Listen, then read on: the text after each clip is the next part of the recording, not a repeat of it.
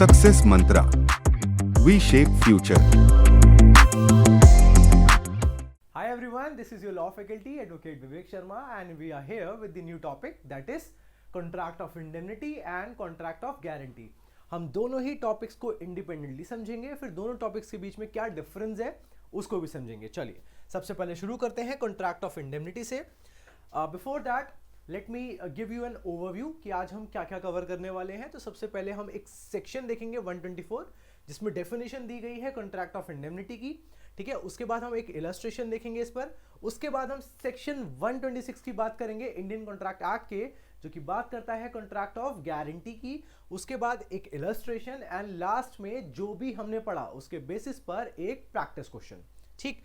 चलिए सो सबसे पहले section 124 that talks about contract of indemnity, और ये बोलता है a contract by which one party promises to save the other from the loss caused to him by the conduct of the promiser himself या फिर by the conduct of any other person, ठीक है। तो जहां पर देखो भाई, हम सब जानते हैं कि कॉन्ट्रैक्ट में दो पार्टीज होती हैं। एक वो जो आपसे वादा कर रहा है, जो आपसे वादा कर रहा है आप उसको बोलते हो प्रोमिसर, और जिससे वादा किया गया उसको बोला जाता है प्रोमिजी। तो अगर मैं प्रोमिसर आपसे ये वादा कर रहा है, प्रोमिसी से ये वादा कर रहा है कि फ्यूचर में होने वाले किसी भी नुकसान से मैं आपको बचाऊंगा, जो नुकसान या तो मेरी वजह से हो सकता है या दुनिया में किसी की भी वजह से हो सकता है, तो ऐसे कॉन्ट्रैक्ट को हम कहते हैं कॉन्ट्रैक्ट ऑफ इंडेमनिटी, ठीक। अब इलस्ट्रेशन देख लेते हैं। तो illustration A contracts to indemnify B against the consequences of any proceedings which C may take against B. भाई ए बोल रहा है कि बी डरने की जरूरत नहीं है, अगर सी ने तुम्हारे ऊपर केस किया तो उस केस में होने वाले सारे लीगल कॉन्सिक्वेंसेस को मैं तुम्हारे बिहाफ पे फेस करूंगा, बट इसके बदले अच्छा यहां पर सी बी के ऊपर केस कर सकता है, क्यों? 200 रुपए का कोई सम है उसको लेकर, ठीक है। तो यहां पर ये चीज कॉन्ट्रैक्ट ऑफ इंडेमनिटी है। और अगर हम इसका प्रैक्टिकल एग्जांपल समझें तो बेटा प्रैक्टिकल एग्जांपल इसका सबसे बढ़िया हो सकता है कॉन्ट्रैक्ट ऑफ इंश्योरेंस। देखो भाई इंश्योरेंस क्या होता है। इंश्योरेंस में इंश्योरेंस कंपनी आपसे यही बोलती है ना कि भाई अगर मान लो मैं मोटर व्हीकल्स इंश्योरेंस की बात कर लूं, तो इंश्योरेंस में इंश्योर्ड पार्टी को यह कहा जाता है कि फ्यूचर में होने वाले एक्सीडेंट में सारा कॉम्पेंसेशन से मेरा मतलब है वो सारे एक्सपेंसेस जो आपके खर्च होंगे अपने व्हीकल को सही करवाने के लिए, वो कंपनी आपको पे करेगी, इंश्योरेंस कंपनी आपको पे करेगी। बदले में आप उनको क्या दे रहे हो? प्रीमियम दे रहे हो। तो यहां पर बेटा this is contract of indemnity, ठीक। चलिए आगे आ जाएंगे। तो अब next is section 126 and it talks about contract of guarantee. अब देखो गारंटी से एक वर्ड है जो शायद आपने सुना होगा, दैट इज गारंटर या फिर श्योरिटी। आई होप श्योरिटी सुनकर आपको शायद दिमाग में कुछ क्लिक हुआ हो, या फिर गारंटर सुन के दिमाग में कुछ क्लिक हुआ हो। तो यहां पर देखो कॉन्ट्रैक्ट ऑफ गारंटी क्या होता है। A contract of guarantee is a contract to perform the promise or discharge the liability of a third person in case of his default. The person who gives the guarantee is called the surety. The person in respect of whose default the guarantee is given is called the principal debtor, and the person to whom the guarantee is given is called the creditor. A guarantee may be either oral or written. अब देखो यहां पर एक चीज समझेंगे भाई, मान लो आपने बैंक से लोन लिया, ठीक है। लोन लिया है मिस्टर ए ने, ठीक है। लोन लिया है मिस्टर ए ने। अब यहां पर बेटा बैंक मिस्टर ए से ये बोल रहा है कि भाई मिस्टर ए किसी ऐसे इंसान को लेकर आओ जो हमें ये गारंटी दे कि अगर आपने लोन का अमाउंट पे नहीं किया तो आपके बिहाफ पे वो इंसान पे कर देगा। तो बेटा अगर ए लेकर आया अपने बेस्ट फ्रेंड बी को, तो भाई बी किसकी गारंटी ले रहा है? बी ए की गारंटी ले रहा है कि अगर ए लोन पे नहीं कर पाया तो बी पे कर देगा। सही बात है। तो बेटा ये हो जाएगा कॉन्ट्रैक्ट ऑफ गारंटी। और कॉन्ट्रैक्ट ऑफ गारंटी याद रखिएगा, कॉन्ट्रैक्ट ऑफ गारंटी होता है बैंक और गारंटर के बीच। देखो क्योंकि इस कॉन्ट्रैक्ट में दो पार्टी हैं तो यहां बी के पर्सपेक्टिव से अगर आप बात करेंगे तो बी के लिए थर्ड पर्सन कौन हुआ? ए। इसी वजह से क्या लिखा है कि कॉन्ट्रैक्ट ऑफ गारंटी एक ऐसा कॉन्ट्रैक्ट है जिसमें आप ये वादा करते हो कि आप सामने वाले की लायबिलिटी को डिस्चार्ज करोगे। ठीक है, किसकी लायबिलिटी को? थर्ड पर्सन की। भाई थर्ड पर्सन कौन हुआ? थर्ड पर्सन हुआ ए। सही बात, थर्ड पर्सन हुआ ए, क्योंकि कॉन्ट्रैक्ट किसके बीच में हुआ? बैंक और बी के बीच में, क्योंकि गारंटी किसने दी है? बी ने। ठीक, अब देखो यहां क्या लिखा है, the person who gives the guarantee. भाई जो गारंटी दे रहा है यानी मिस्टर बी, वो कौन हुआ? श्योरिटी। ठीक है, श्योरिटी।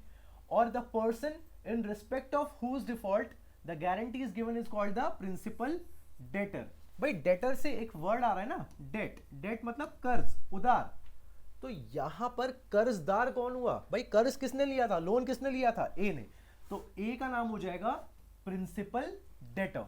ठीक है, और and the person to whom the guarantee is given, जिसको गारंटी दी गई है, किसको दी गई है? बैंक को।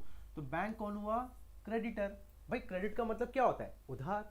तो क्रेडिटर मतलब जो आपको उधार दे रहा है। ठीक है, अब गारंटी कैसे कैसे दी जा सकती है? ओरली भी दी जा सकती है और रिटन तरीके से भी दी जा सकती है। ठीक है, और इलस्ट्रेशन में भी मैंने आपको वही समझाया है कि guarantor from the perspective of a loan agreement. तो जो गारंटर होता है बेटा, वो और बैंक, इनके बीच में जो कॉन्ट्रैक्ट होगा that is contract of guarantee. I hope आपको ये चीज क्लियर हुई होगी, काफी इजी था, है ना? चलिए आगे चलेंगे।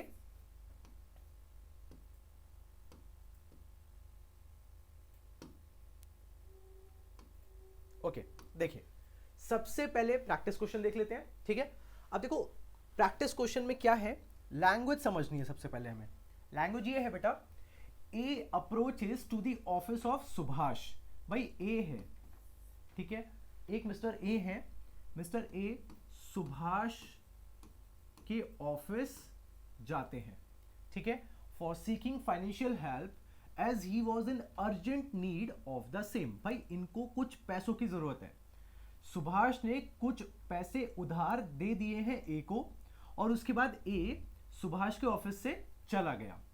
अब बी ने, देखो एक इंसान है बी, ठीक है, मिस्टर बी ने ए को सुभाष के ऑफिस से जाते हुए देख लिया, बट ए को नहीं पता था कि बी ए को देख चुका है। देखिए लिखा है ना, A was living the office of Subhash but A was not aware of B's presence. Subhash told that A has taken some money as he was in the need.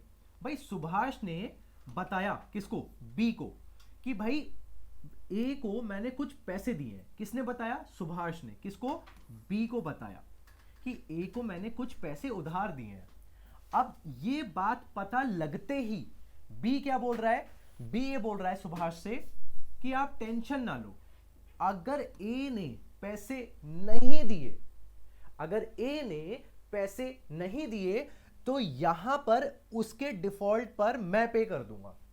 B बोल रहा है ऐसा सुभाष से। क्वेश्चन आपसे ये पूछा गया है कि बी और सुभाष के बीच में जो बातचीत हुई उससे उनके बीच में कौन सा कॉन्ट्रैक्ट फॉर्म हुआ? Options are this, indemnity and guarantee.